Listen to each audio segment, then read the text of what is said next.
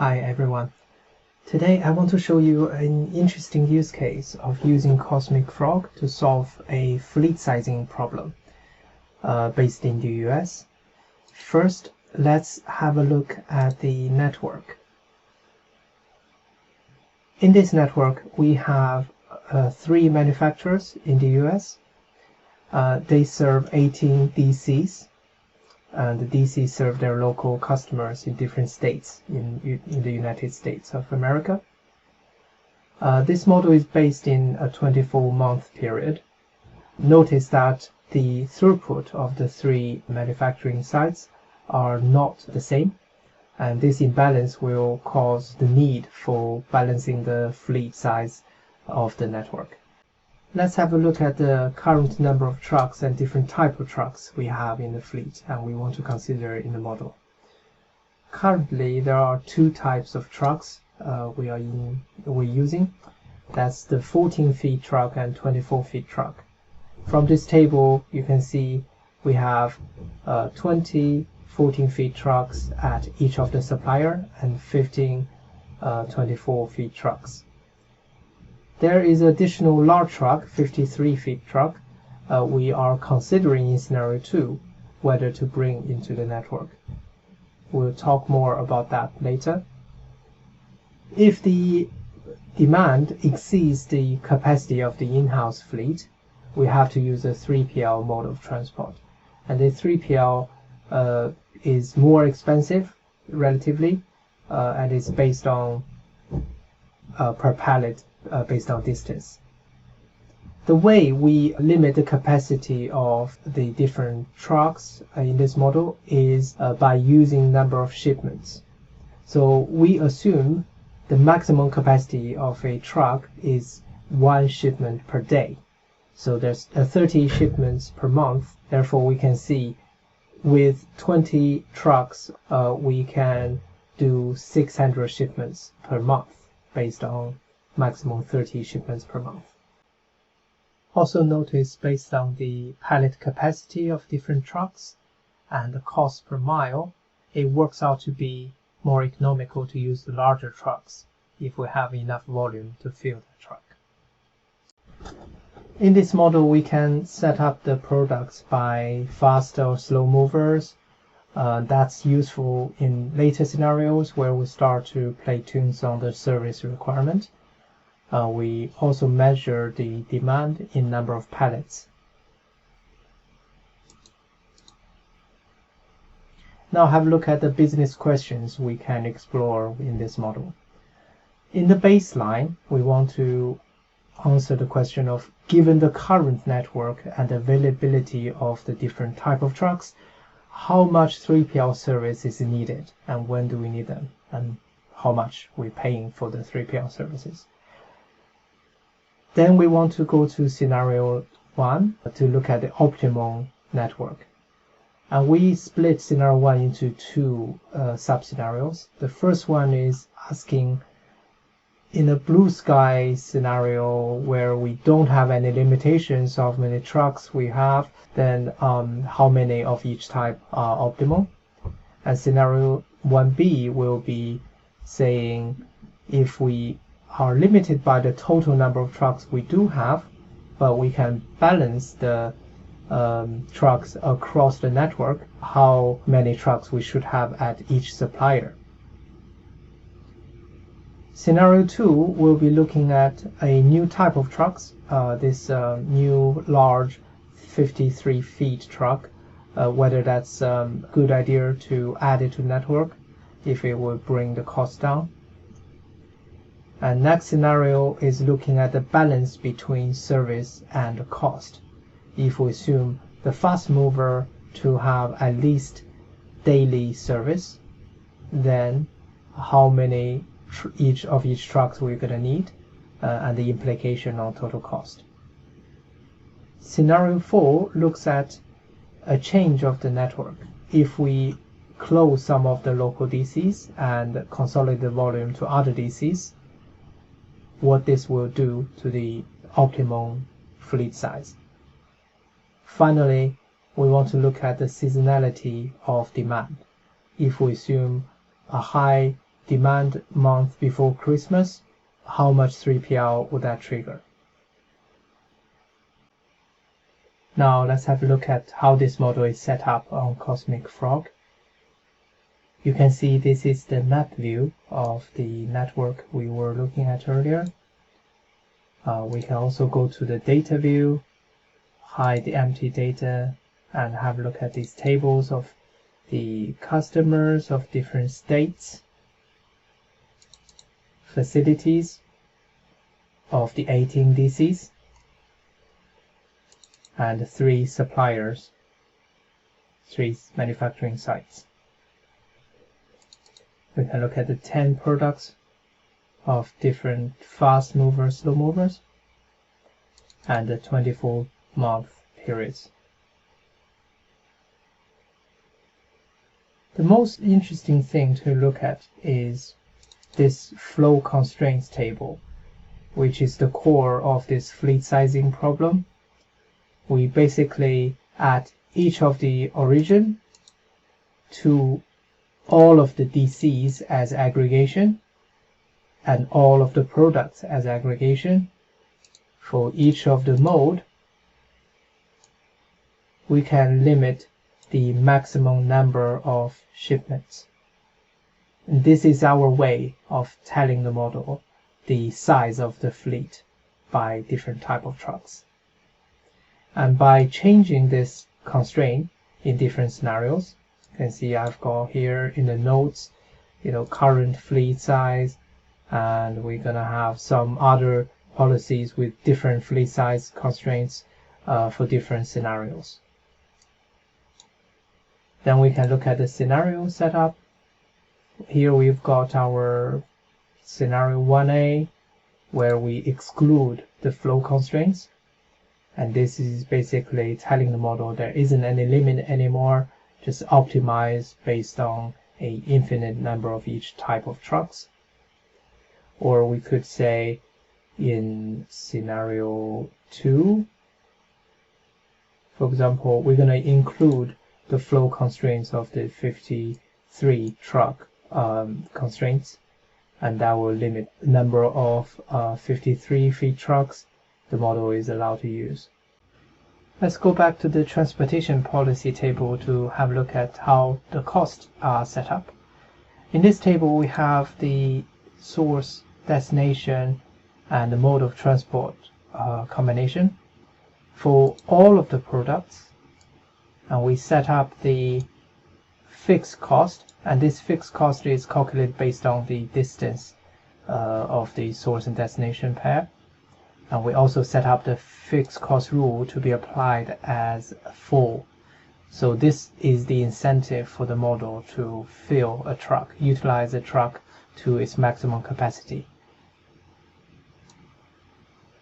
We also set up the product name group behavior to be aggregate. This means the model will calculate a combination of all the SKUs, all the products on the same in the same shipment to be aggregated in calculating the transportation cost. We can have a look at the transportation modes. Here we have the different type of trucks, and we can set up the capacity of those trucks, how many pallets they can hold. Next, let's go to the analytics dashboards to have a look at the results. Here I've set up some dashboards already to analyze the fleet stream results. We can have a look at baseline to start with. And up here I've got the flow summary that shows me the total number of pallets carried by each type of mode of transport by month. Here we can see the number of pallets going by 3PL in each of the months in the baseline. We can also look at the bottom one. We can make it bigger. That shows us the number of shipments from each of the manufacturing sites by each type of the mode. So 24 feet truck, we can see from Colorado, we're using 450, which is the maximum capacity in the baseline. Similar here, we see Colorado is fully utilizing its fleet of 14-feet trucks. If you remember, we've set up the maximum number of shipments to be 600 based on 20 trucks times 30 shipments per month. But at Pennsylvania, the fleet is not fully utilized.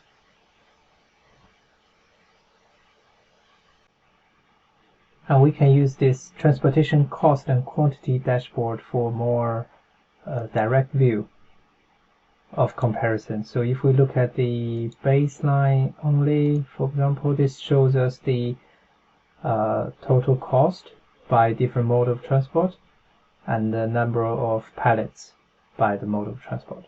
So in the baseline, we can see the question was how much we're spending on 3PL, and this clearly shows us 2.15 million has been used on 3PL over 24 months.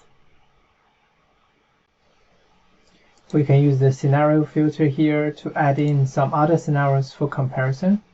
So let's go to scenario 1.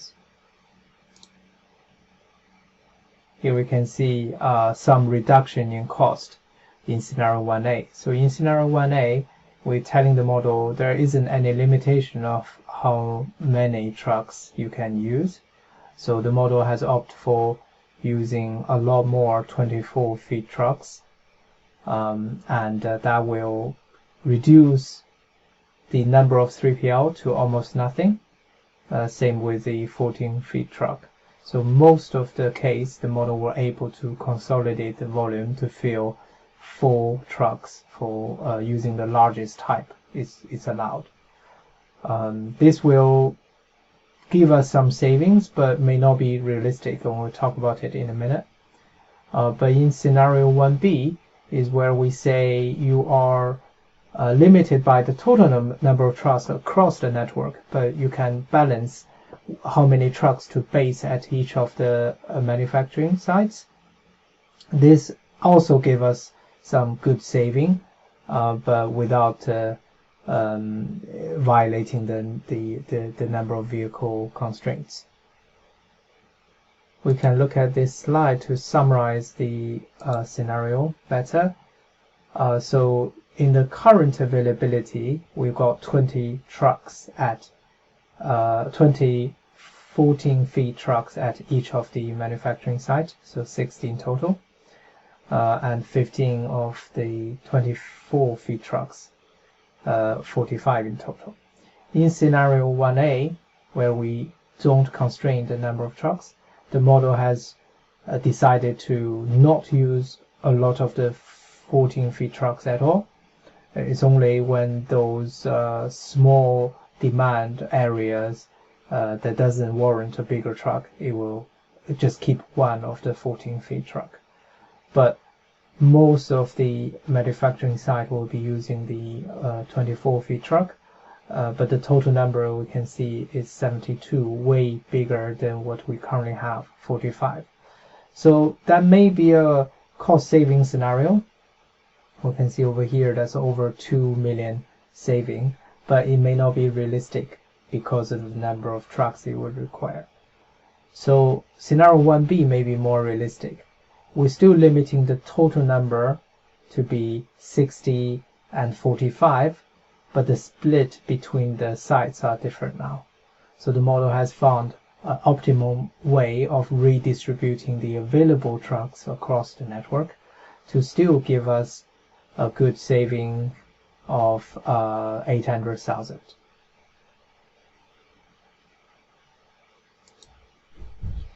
Now in scenario 2, we've allowed the model to consider a new type of truck. This truck will have larger capacity. We assume same 30 shipments per month as the limit.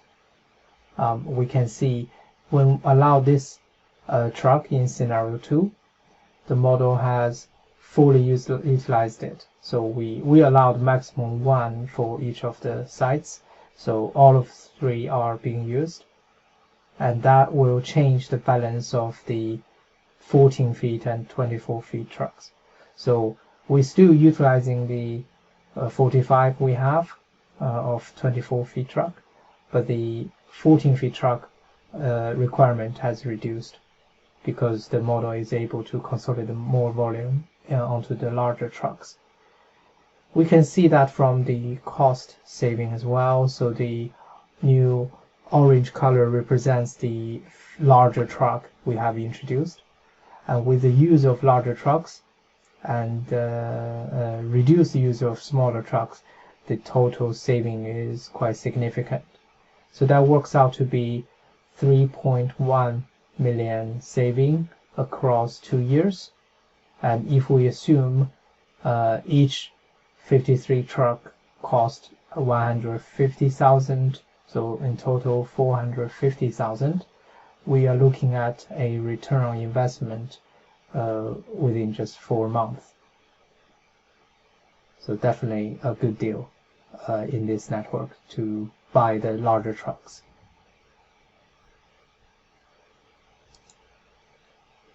The next scenario looks at the minimum service levels.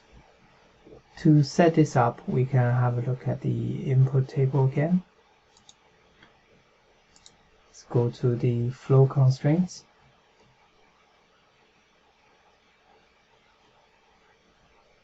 Here. In the flow constraints, we have some records here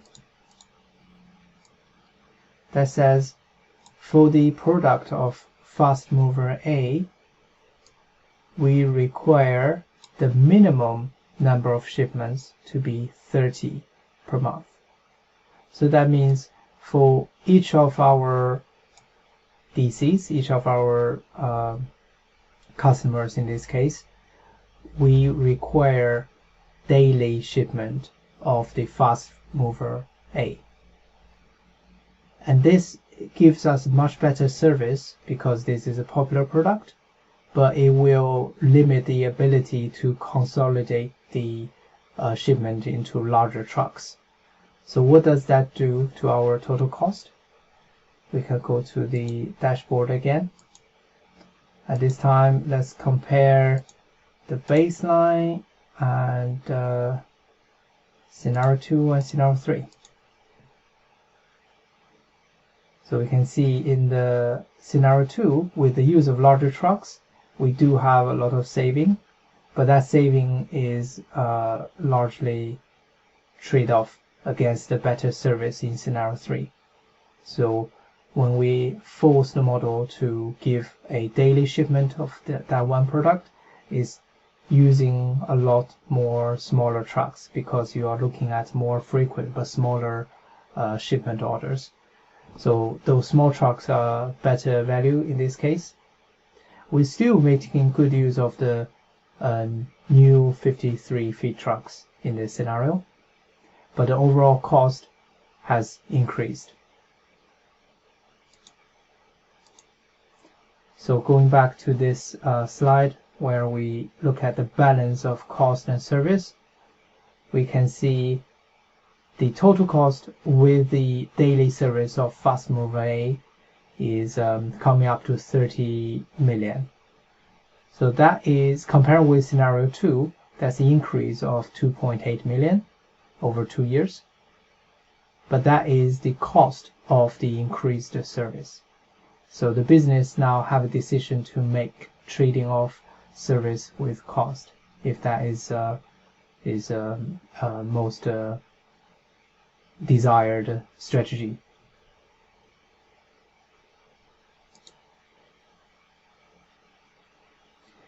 Now the model can help business make a more informed decision about the service and cost trade-off.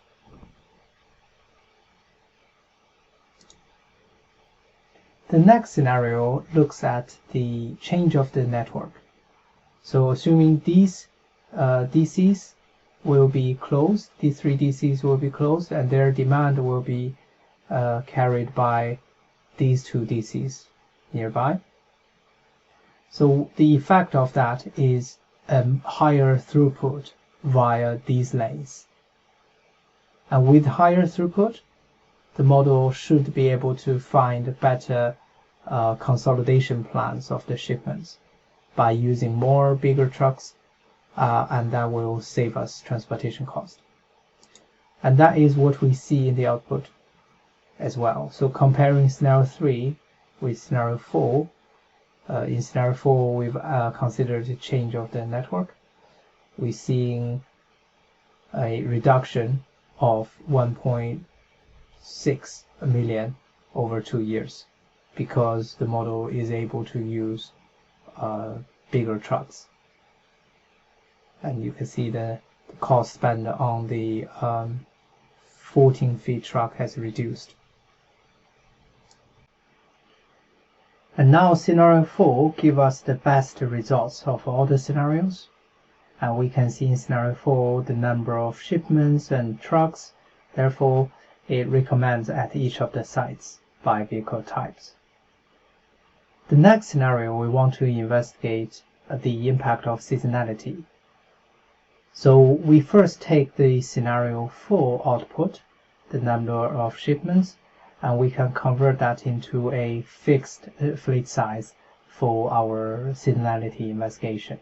So that becomes our scenario 5A, where we fix the fleet size based on scenario 4.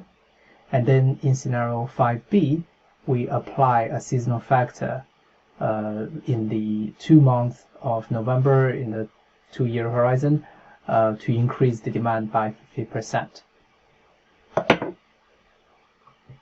We can look at the model to see how that is set up. First, we have here some scenario 5 constraints, which has the number of shipments as a result of scenario 4.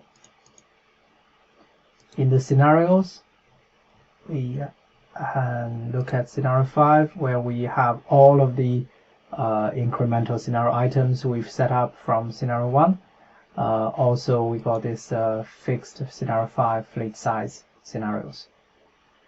And in scenario 5B, we have a change of the demand signal. So in November month 1 and November month 2, we multiply the quantity by 1.5.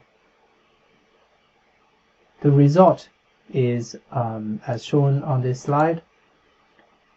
We have 2 peaks of demand in November's, and the model, because it's limited by the fleet size, it is opt to use the 3PL for those peak demand.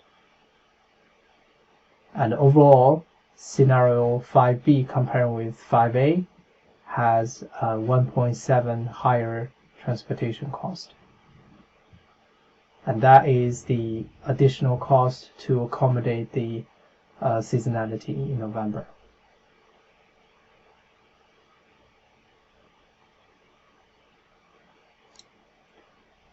And that is all of the scenarios we have. To summarize, let's go back to the model, go back to the dashboard and have a look at all of the scenarios.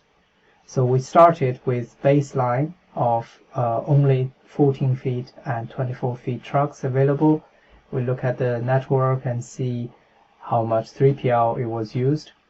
We explored the best balance in the network limited by the existing size of the fleet.